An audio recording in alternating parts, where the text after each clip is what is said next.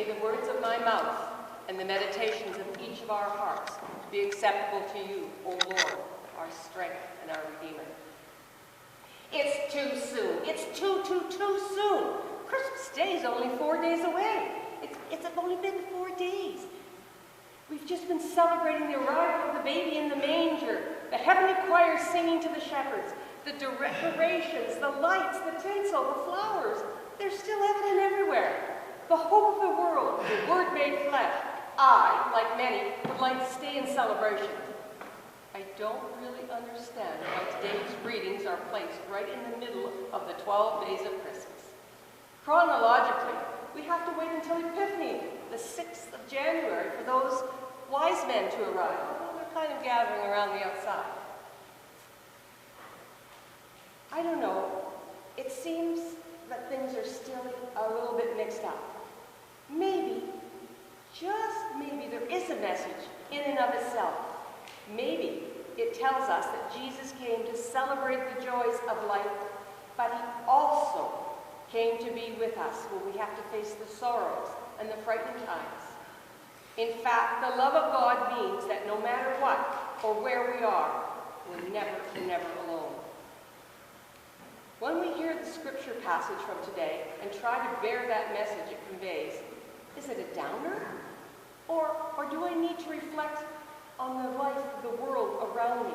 So I ask myself, do I need to look deeper, harder, and within? Life after Christmas can be the best of times, but it can also be the worst of times.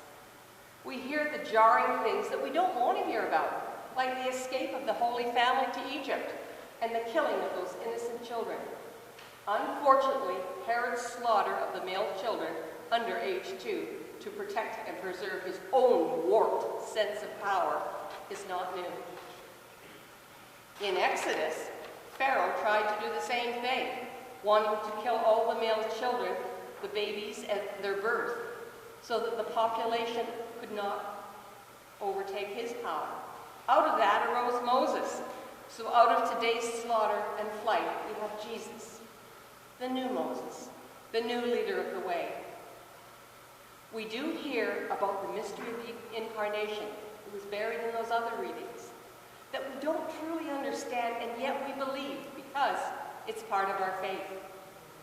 God encounters humanity through visions and dreams, through political events, through intimate relationships, and through non-human voices.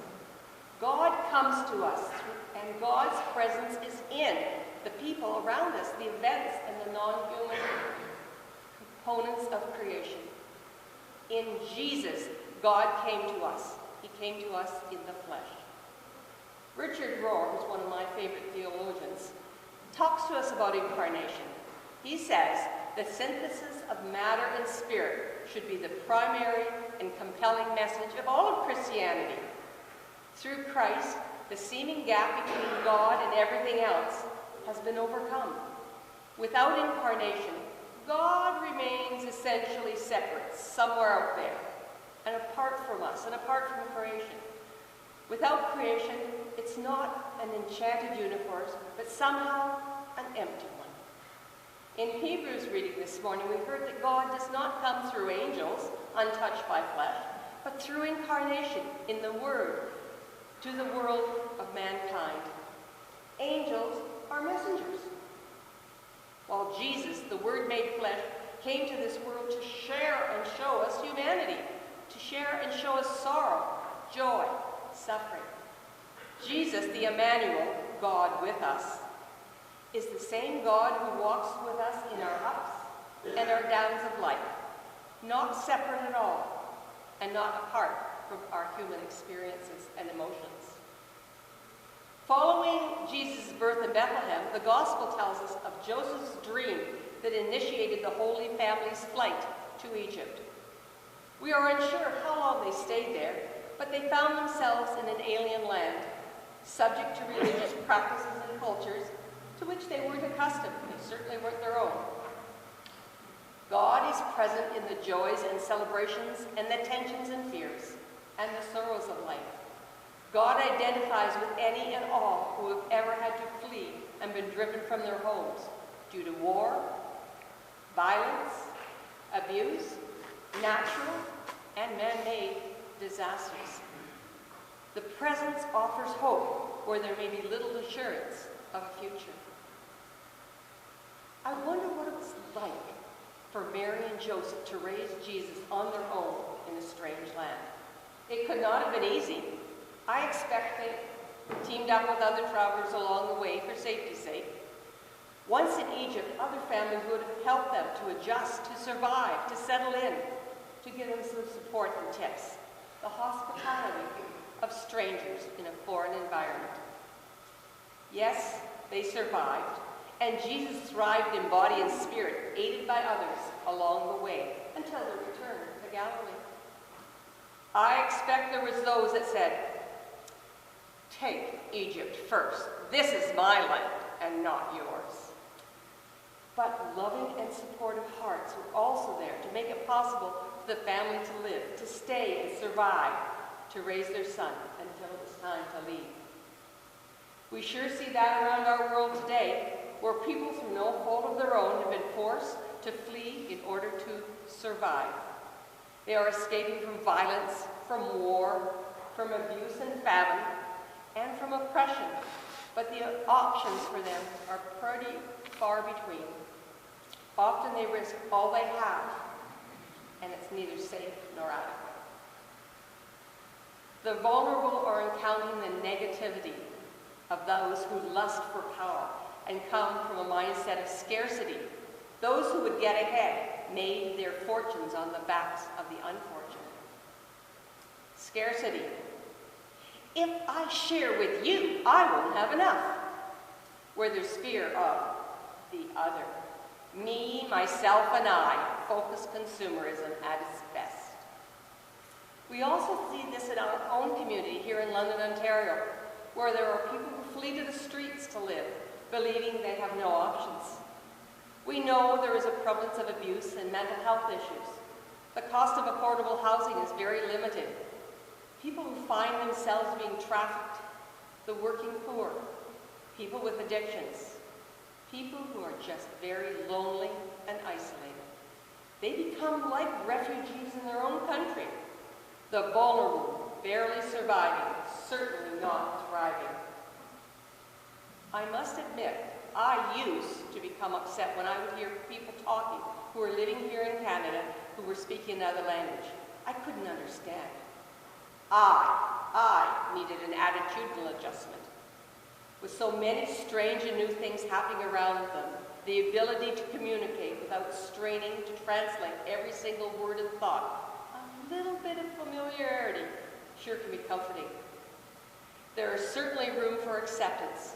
While I can't understand what's being said, they can't understand me either. While I was not a refugee, when I worked in Russia in a strange land and a strange culture, it was actually wonderful to be able to speak to someone else in English. It was a relief not to have to hope that the translation was correct, or to try and fudge my way through a conversation, which would be appropriate for about a 3-year-old, because that's where my vocabulary was. And I knew I was only there for a short time, and I would be returning to the familiar. Refugees today, they don't have that luxury. As long as we operate in a scarcity model, there will never be enough. Hence, why overconsumerism is adversely impacting our world, contributing to climate change, mass resource, and habitat destruction. It seems to explain why a few individuals hold the bulk of the world's wealth, and where there's such disparity in basic quality of life around our whole world. Jesus came to help us get over the notion of scarcity and to support the model of sufficiency and a world of abundance, a view that enough is more than enough. The gospel tells us in the world in which we are taught. No, we're not taught. We're commanded to love God and neighbor as self, where all have sufficient amounts to eat, safe water to drink, appropriate clothing and housing to support wherever in this global world they live, because there's so many different environments. We know that the Christian word for that undeserved abundance is grace. There are adequate resources, but the distribution is skewed.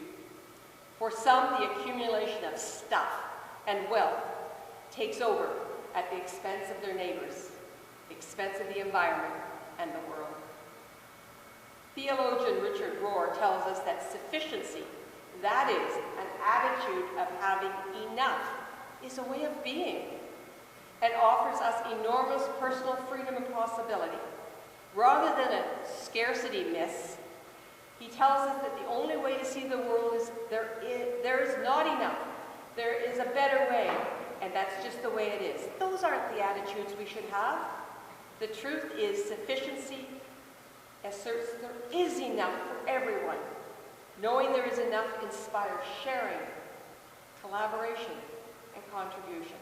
Love of neighbor. Sharon supported the Holy Family on the way and during their stay in Egypt. As Canadians, do we feel an urgent need to reach out to aliens in this land? Many churches and mosques have reached out to welcome refugees fleeing from war, terrorism, and violence. They've helped to provide some of the basic necessities. We can also offer supports to people of domestic victims and the less fortunate in our own community. Some of the programs we have right here at St. Jude's, like the breakfast program, support in monthly collections of food, different meal programs, the Get Out of the Cold type programs, and many others. The outreach does a ton of them, and they're all well needed. There is a great need to advocate for affordable, appropriate housing. That's my personal mantra. It's my personal belief. Basically, a need for equitable sharing of resources. When we perceive that the world in which we live, there is enough, and we are enough to make the world work for everyone, everywhere, with no one left out. It's our time, our talents, our money carries the energy and generates relationships and partnerships in which everyone feels valued, regardless of their economic circumstances. Can we do everything? No. Can we do something? Yes. While this first Sunday after Christmas reading are not indicative of a Hallmark Christmas movie, there is a message of hope. The hope is in Jesus, God incarnate made flesh to bring the good news of the kingdom to this world. It is a time we saw the value of all people. It is truly time to love God and neighbor as self. David Lose, who happens to be Father Bill's favorite theologian, reminds us that when you think about it, Emmanuel, God with us, for that's what Emmanuel means, wouldn't really mean very much if God was with us only during the tender moments, during the celebrations, during the Christmas Eve services of our lives. Yes, those moments of joy are gifts from God, and it's right that we should give thanks for them. But if we're glad that God is with us in the times of rejoicing, we're desperate to know that God is also with us in times of grief, loss, and fear. Yep, the readings today are tough to hear just after Christmas. But for this reason, it's also really, really important that we do hear them. And Matthew goes even further. For God is not only with us, God is for us, promising to bring us through difficult times to the other side. We might not come through unscathed, but at least we will be victorious. Even during the dark times of Jesus' story, God provided protection. This is not to say that the events are simply part of a larger dark plan. No, but rather to remind us that nothing that happens to Jesus, or by extension to us, is beyond the bounds of God's love. Remember, Jesus was just like us, a human. And he is not beyond God's love and activity, and cannot be redeemed by God. God is with us, even in the dark times. And God is with us, promising to accompany us through the difficult times, but also to bring us joy on the other side. In time, we might come to know the fullness of joy that is life in Christ. Not a bad message on this first Sunday after Christmas. So perhaps it's not too soon, after all, to hear these readings. As the new year approaches, I suggest that we, you and I, consider how we can demonstrate the way of the kingdom through the witness of our lives, how we live, day by day, and interact and meet others, in the good and the not so good, in our lives and the lives of all those we meet. Let it start with me, and let it start with a friendly, genuine smile, and a warm greeting, and the ministry of presence. That is, sharing time, talents, treasures, and whatever else is needed. And I would like to leave you with this message. I wish you enough sun to keep your attitude bright no matter how gray the days appear. I wish you enough rain to appreciate the sun even more. I wish you enough happiness to keep your spirits alive and everlasting. I wish you enough pain so that even the smallest joys in your life appear bigger.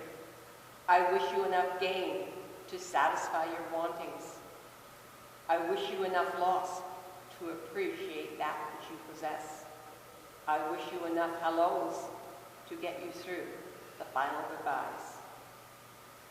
And when I say I wish you enough, it's like saying I want the other persons to have a life filled with just enough goodness to sustain you and me.